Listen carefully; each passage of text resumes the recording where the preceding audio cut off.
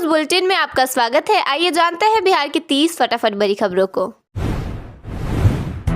लालू यादव की बेटी रोहिणी जो पार्टी और परिवार से नाता तोड़ चुकी है, उनका कहना है कि हर बेटी का मायका पर हक प्रशासनिक दायित्व नहीं बल्कि महिलाओं को शोषण से बचाने के लिए जरूरी है।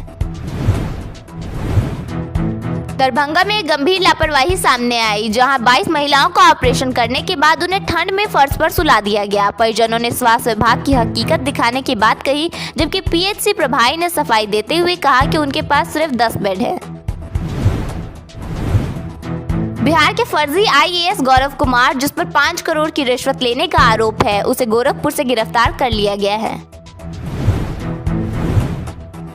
बेगूसराय में रंगदारी नहीं देने पर एक कपड़ा कारोबारी की गोली मारकर हत्या कर दी गई। मृतक के भाई ने कहा कि अगर अपराधी का एनकाउंटर नहीं हुआ तो वे मृत के शव को उठाने नहीं देंगे।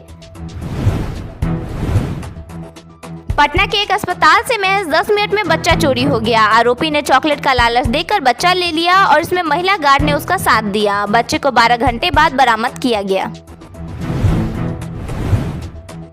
राहुल तेजस्वी की यात्रा के दौरान पेपर लीक माफिया संजय प्रभात घूमता हुआ मिला। वह निर्दलीय चुनाव भी लड़ चुका है और 21 महीने से 6 राज्यों की पुलिस उसे खोज रही थी। उसे पटना से गिरफ्तार किया गया।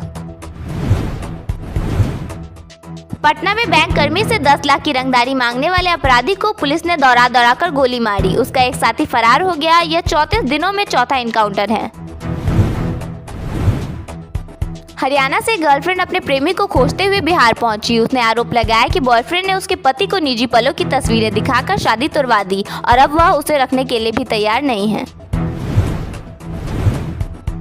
पटना के फुलवारी शरीफ में एक युवक की ईंट से कूचकर हत्या कर दी गई। उसका शव पानी भरे गड्ढे से मिला और वह 24 घंटे से लापता था। पटना एसटीईटी अभ्यर्थियों ने बोर्ड ऑफिस के बाहर प्रदर्शन किया। वे रिवाइज्ड आंसर और नोटिफिकेशन जारी करने की मांग कर रहे हैं। जम्मू में 10 वर्षीय छात्र की पत्थर से कूचकर हत्या कर दी गई। उसका शव जंगल से बरामद हुआ और आरोपी पड़ोसी को गिरफ्तार कर लिया गया है। सीतामढ़ी में परीक्षा देकर घर लौट रही एक छात्रा के साथ जबरदस्ती की गई। उसे नशीला पदार्थ सुंघाकर 3 बदमाशों ने वारदात को अंजाम दिया। कार्यकर्ता सम्मान समारोह में बिहार सरकार के मंत्री पवन सिंह के गाने पर थिरकते नजर आए, जबकि रामकृपाल यादव ने कार्यक्रम के दौरान गमछा लहराया। बिहार में फिलहाल मौसम सामान्य बना रहेगा। तापमान में हल्की गिरावट दर्ज होने का पूर्वानुमान है। सुबह के वक्त घना कोहरा और दोपहर में धूप रहेगी। बिहार सरकार ने राज्य में 25 नई चीनी मिलें स्थापित करने का लक्ष्य रखा है। इसके लिए जिस क्षेत्र में गन्ना की पैदावार होती है उस क्षेत्र को प्राथमिकता में रखा गया है। प्राथमिकता के आधार पर मिल प्रारंभ किया जाएगा। उन्होंने कहा है कि राज्य में सेमीकंडक्टर प्लांट लगाने के लिए प्रयास किया जा रहा है। राज्य में उद्योग का जाल बिछाया जाएगा। उद्योग के क्षेत्र में 50 लाख करोड़ निवेश की योजना है, जिससे उद्योग की स्थापना और युवाओं को रोजगार मिलेगा। बिहार के सारण जिले में स्थित हरिनाथ मंदिर को विश्वनाथ कॉरिडोर की तर्ज पर विकसित किया जाएगा। कला संस्कृति मंत्री अरुण शंकर प्रसाद ने यह घोषणा की। मंदिर के विकास से पर्यटन को बढ़ावा मिलेगा और श्रद्धालुओं को बेहतर सुविधाएं मिलेंगी। ठंड बढ़ने के साथ शहर से लेकर गांव तक वायरल फ्लू का प्रकोप भी तेजी से बढ़ने लगा है। सदर अस्पताल, अनुमंडल रेफरल अस्पताल व निजी क्लिनिकों के ओपीडी में इन दिनों सर्दी, तेज बुखार और लगातार खांसी से पीड़ित मरीज 20 से 25% बढ़ गए हैं।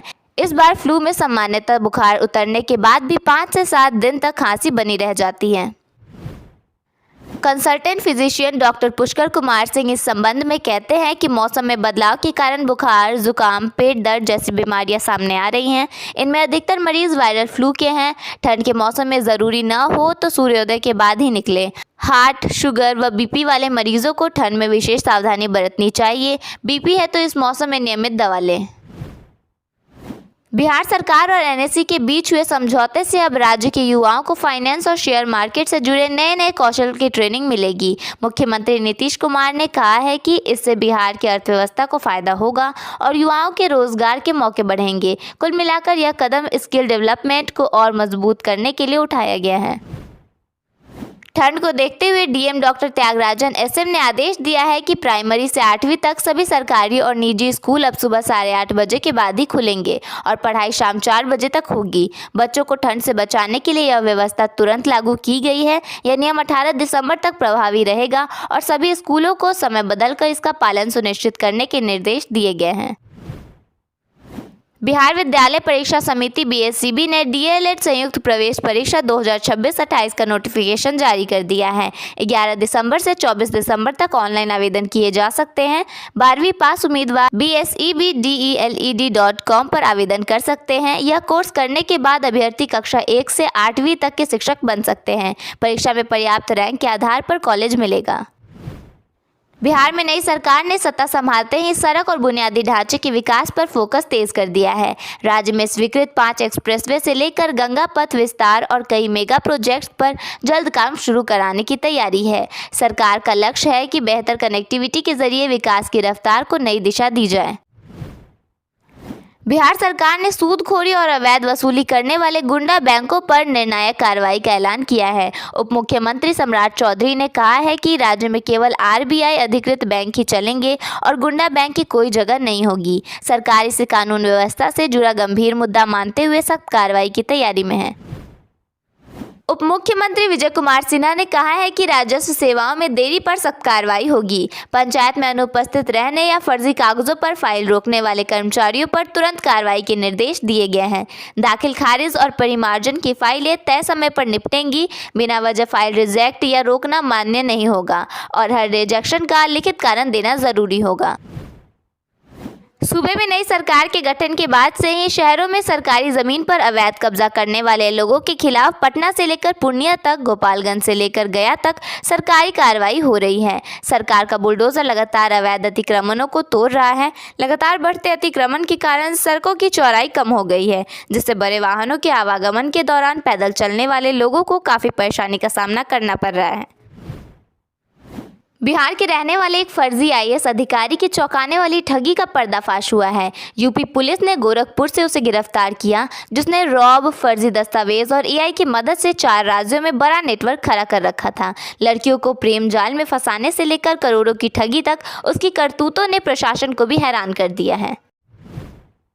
बांका में पिछले 10 वर्षों से विभिन्न बैंकों में बंद 1.47 लाख खाते खुलेंगे, जिनमें लगभग 43 करोड़ की राशि है। सरकार ने इसके लिए पहल की है और 12 दिसंबर को शिविर का आयोजन भी किया जा रहा है। खाता धारकों को शिविर में आकर अपना ब्यौरा जमा करना होगा, जिसके बाद उनके खाते सक्रिय किए जाएंगे। यह निर्णय निष्क्रिय खातों को दोबारा सक्रिय कर लाभुकों को उनकी राशि लौटाने के लिए किया गया है। पटना में एसटीईटी अभ्यर्थियों ने आज बिहार बोर्ड ऑफिस का घेराव किया है। 20-25 कैंडिडेट्स बोर्ड ऑफिस गेट के बाहर नारे लगा रहे हैं। उनका कहना है कि रिवाइज्ड आंसर की तत्काल जारी हो और नोटिफिकेशन की तुरंत घोषणा की जाए। गेट के बाहर सभी कैंडिडेट्स हमारी मांगे पूरी करो के नारे लगा रहे हैं। बिहार में 34 दिन के अंदर पुलिस ने चौथा एनकाउंटर किया है। पटना पुलिस ने रंगदारी मांगने के आरोपी को दौड़ा कर गोली मारी है।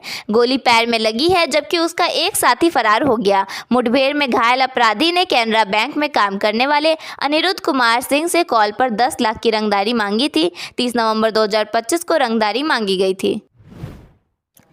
बिहार के भोजपुर जिले में आवास योजना के अंतर्गत सर्वे किए गए 3.19 लाख परिवारों का सत्यापन किया जाएगा। इस सत्यापन का उद्देश्य यह सुनिश्चित करना है कि योजना का लाभ सही लाभार्थियों तक पहुंचे। सरकार आवास योजना को लेकर पारदर्शिता बनाए रखने के लिए प्रतिबद्ध है। बिहार के ईएसआईसी अस्पताल से 5 साल की घनेश्वरी कुमारी लापता हो गई है। घटना बुधवार की है। उसकी मां सपना कुमारी 6 दिसंबर से अस्पताल में भर्ती है और बच्ची अपने माता पिता के साथ वहीं थी। पिता के मुताबिक वे ब्लड टेस्ट कराने बाहर गए थे और करीब 10 मिनट बाद लौटे तो बेटी गायब मिली। सूचना मिलते ही पुलिस जांच में जुटी है। पूर्णिया के भवानीपुर नगर पंचायत क्षेत्र में अतिक्रमण के खिलाफ प्रशासन ने सख्त कार्रवाई की। एसएच 65 के दोनों किनारों से अवैध निर्माण हटाए गए। एसडीएम अनुपम के नेतृत्व में कई पक्के निर्माण जेसीबी से ढाए गए और जुर्माना वसूला गया। अतिक्रमणकारियों ने स्वयं ही कब्जा हटाना शुरू कर दिया। एसडीएम ने कहा कि यह पहले चरण की कार्रवाई है और दोबारा कब्जा करने वालों को बख्शा नहीं जाएगा। रोहिणी आचार्य ने कहा है कि हर बेटी को यह भरोसा मिलना चाहिए कि उसका मायका उसके लिए हमेशा सुरक्षित स्थान रहेगा। कुछ दिन पहले उन्होंने राजनीति और परिवार छोड़ने की बात कही थी और परिवार पर गलत व्यवहार का आरोप लगाया था, लेकिन अपने ताज़ा बयान में इसका जिक्र नहीं किया। उन्होंने एक्स पर लिखा है कि लड़कियों को 10,000 रुपये देना या साइकिल बांटना अच्छा कदम है, लेकिन महिलाओं के सशक्तिकरण से जुड़े गहरे व्यवस्थागत मुद्दे इससे हल नहीं होते। रोहिणी का कहना है कि बिहार में पितृसत्तात्मक सोच गहरी है और बेटियों के समान अधिकारों की रक्षा के लिए सरकार और समाज को ठोस कदम उठाने होंगे। राहुल गांधी ने संसद में अमित शाह के बुधवार के भाषण पर प्रतिक्रिया देते हुए कहा कि शाह घबराए हुए थे, गलत भाषा इस्तेमाल की और मानसिक दबाव में दिखे। राहुल ने कहा कि शाह ने उनके उठाए सवालों का कोई सबूत या जवाब नहीं दिया और न ही उनकी प्रेस कॉन्फ्रेंस पर चर्चा की चुनौती स्वीकार की। मंगलवार को चुनाव सुधार पर राहुल ने सरकार से 3 सवाल पूछे थे, जिनका जवाब अमित शाह ने बुधवार को लोकसभा में दिया। शाह के भाषण की बीजेपी नेताओं ने सराहना की, जबकि विपक्ष का कहना है कि असली सवालों के जवाब नहीं मिले।